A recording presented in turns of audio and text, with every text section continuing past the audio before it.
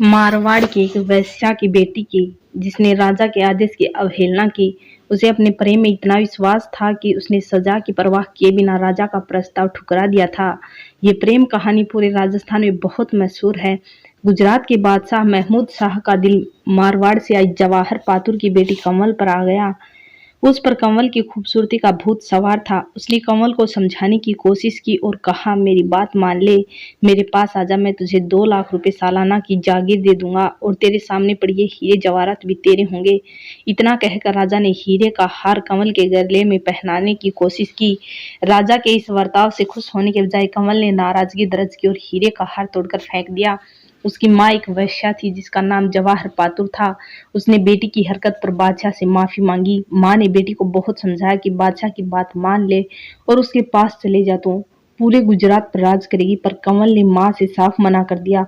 उसने माँ से कहा कि वह केहर को प्यार करती है, दुनिया का कोई भी राजा उसके किसी काम का नहीं। कंवर केहर सिंह चौहान महमूद शाह के अधीन एक छोटी सी जागीर बारिया का जागीरदार था और कमल उसे प्यार करती थी। उसकी माँ ने खूब समझाया कि तू एक वैश्या की बेटी है, तू किसी एक की घरवाली नहीं बन सकती।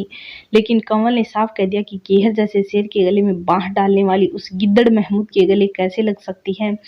यह बात जब बादशाह को पता चला तो वह आग बबूला हो गया। उसने कमल को कैद करने के आदेश दे दिए। बादशाह ने यह भी ऐलान किया कि केहर को कैद करने वाले को उसकी जागीर जब्त कर दे दी जाएगी। पर केहर जैसे राजपूत योद्धा से कौन टक्कर ले।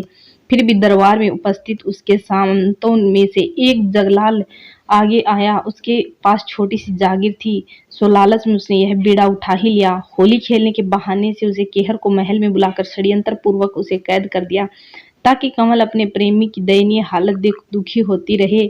कमल रोज पिंजरे में कैद केहर को खाना खिलाने आती। एक दिन कमल ने एक कटारी व एक छोटी आरी केहर को लाकर दी। उसी समय केहर की दासी टूना ने वहां सुरक्षा के लिए तैनात फालूदा खा को जहर मिली भांग पिला बेहोश कर दिया। इस बीच मौका पाकर केहर पिंजरे के दरवाजे को काट आजाद हो गया और अपने साथियों के साथ बाहर निकल आया। जागीर जब्त होने के कारण केहर ने मेवाड़ के एक सीमावर्ती गांव के मुखिया गंगो भील से मिलकर आप बीती सुनाई।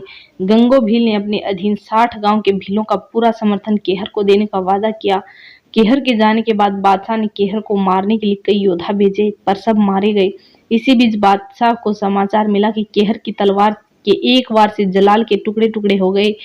कंवल केहर की जितनी किस्से सुनती उतनी ही खुश होती और उसे खुश देख बादशाह को उतना ही गुस्सा आता। पर वह क्या करे, बेचारा बेबस था। केहर को पकड़ने या मारने की हिम्मत उसके किसी सामंत व योद्धा में नहीं थी। छकना नाई की बहन कंवल की नौकरानी थी। एक दिन कंवल ने एक पत्र लिख छगना नाई के हाथ केहर को भिजवाया। केहर ने कंवल का संदेश पढ़ा। मारवाड़ के व्यापारी मुंदड़ा की बारात अजमेर से अहमदाबाद आ रही है। रास्ते में आप उसे लूटना मत और उसी बारात के साथ भेष बदलकर अहमदाबाद आ जाना। पहुंचने पर मैं दूसरा संदेश आपको भेजूंगी। अजमेर अहमदाबाद मार्ग पर बारात में केहर व उसके 4 साथी बारात के साथ हो लिए। केहर जोगी के वेश में था। उसके चारों राजपूत साथी हथियारों से लैस थे। कंवल ने बादशाह के प्रति अपना रवैया बदल लिया, पर नजदीक जाने के बाद भी महमूद शाह को अपना शरीर छूने ना देती। कंवल ने अपनी दासी को बारात देखने के बहाने भेज केहर को सारी योजना समझा दी। बारात पहुंचने से पहले कंवल ने राजा से कहा, हजरत, केहर का तो कोई अता पता नहीं, आखिर आपसे कहाँ बच पाया होगा। उसका इंतजार करते करते मैं भी थक गई हूँ। अब तो मेरी जगह आपके चरणों में ही है, लेकिन हुजूर, मैं आपकी बांदी बनकर नहीं रहूंगी। अगर आप मुझे वाकई चाहते हैं तो आपको मेरे साथ विवाह करना होगा और विवाह के बारे में मेरी कुछ शर्तें हैं, वह आपको माननी होंगी। कंवर की शर्तें: शादी मुंदड़ा जी की बारात के दिन ही हो, विवाह हिंदी रीति रिवाज अनुसार हो, विनायक बैठे, मंगल गीत गाए जाएं, सारी रात नौबत बाजे। नंबर 3, शादी के दिन मेरा डेला बुलंद गुमंज में हो। 4, आप बुलंद गुमंज पधारे तो आतिशबाजी चले, तोपे छूटे, ढोल बजे। मेरी शादी देखने वालों के लिए किसी तरह की रोक टोक ना हो और मेरी माँ जवाहर पातुर पालकी में बैठकर बुलंद गुमंज के अंदर आ सके। उसकी खूबसूरती में पागल आजा ने उसकी सारी शर्तें मान ली। शादी के दिन सांझ ढले कंवल की दासी टूना पालकी में जवाहर पातुर को लेने उसके डेरे पर पहुंची।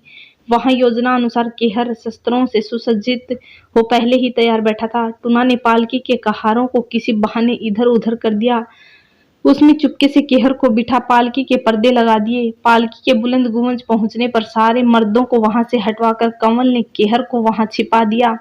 थोड़ी ही देर में राजा हाथी पर बैठ सज धज कर बुलंद गुम्मज पहुंचा। महमूद शाह के बुलंद गुम्मज में प्रवेश करते ही बाहर आतिशबाजी होने लगी और ढोल पर जोरदार थाप की गड़गड़ाहट से बुलंद गुम्मज थरथराने लगी। तभी केर बाहर निकल आया और उसने बादशाह को ललकारा, आज देखते हैं शेर कौन है और गिद्दड़ कौन है। तूने मेरे साथ बहुत छल कपट किया, सो आज तुझे मारकर मैं अपना वचन पूरा करूंगा। दोनों योद्धा भीड़ गए, दोनों में भयंकर युद्ध हुआ, दोनों में मल्लयुद्ध होने लगा। उनके पैरों के धमाकों से बुलंद गुम्बज थरथराने लगा, पर बाहर हो रही आतिशबाजी के चलते अंदर क्या हो रहा है किसी को पता न चला। चूंकि केहर मल्लयुद्ध में भी प्रवीण था, इसलिए महमूद शाह को उसने थोड़ी देर में अपने मजबूत घुटनों से कुचल दिया। बादशाह के मुंह से खून का फवार छूट पड़ा और कुछ ही देर में उसकी जीवन लीला समाप्त हो गई। दासी टूना ने केहर व कंवल को पालकी में बैठा पर्दा लगाया और कहारों और सैनिकों को हुक्म दिया कि जवाहर बाई की पालकी तैयार है, उसे उनके डेरे पर पहुंचा दो। और बादशाह आज रात यहीं बुलंद। दोनों योद्धा भिड़ गए, दोनों में भयंकर युद्ध हुआ, दोनों में मल्लयुद्ध होने लगा। उनके पैरों के धमाकों बुलंद गुम्बज थरथराने लगा। बाहर हो रही आतिशबाजी के चलते अंदर क्या हो रहा है किसी को पता न चल सका। चूंकि केहर मल्लयुद्ध में भी प्रवीण था, इसलिए महमूद शाह को उसने थोड़ी देर में अपने मजबूत घुटनों से कुचल दिया। बादशाह के मुंह से खून का फवारा छूट पड़ा और कुछ ही देर में उसकी पालकी जीवन को लीला समाप्त हो गई। दासी टूना ने केहर व कंवल को पालकी में बैठा पर्दा लगाया और कहारों और सैनिकों को हुक्म दिया कि जवाहर बाई की पालकी तैयार है, उसे उनके डेरे पर पहुंचा दो। और बादशाह आज रात यहीं बुलंद गुम्बज में कंवल के साथ विराजेंगे। और कहार और सैनिक पालकी ले जवाहर बाई के डेरे पहुंच गए। वहां केहर का साथी सांगजी घोड़े पर जीन कसकर तैयार था। केहर ने कंवल को व सांगजी ने टुन्ना को अपने साथ घोड़ों पर बैठाया और चल पड़े। जवाहर बाई को छोड़ने आए कहार और शाही सिपाही एक दूसरे का मुंह ताकते रह गए।